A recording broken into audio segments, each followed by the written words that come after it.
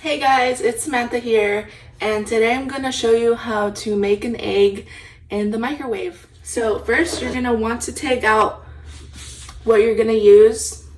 For me, I'm going to use a mug, and then we're going to use this spray pan, any kind of spray pan. You're going to spray it in the mug.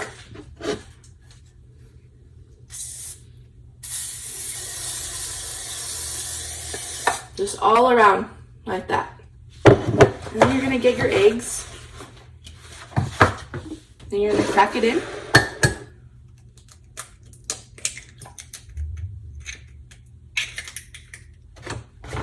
Mix it. And it's gonna look like that. You're gonna put some plastic wrap on top of it.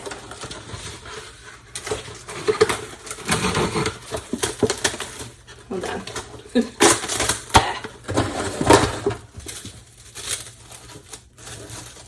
And then you're just gonna leave it open a little. So it's gonna look like this. And then right there, it's gonna be open. Now we're gonna take it and we're gonna put it in the microwave. Put it in the microwave for 1.5 minutes, maybe 2 minutes. And then we're gonna wait for it to be done.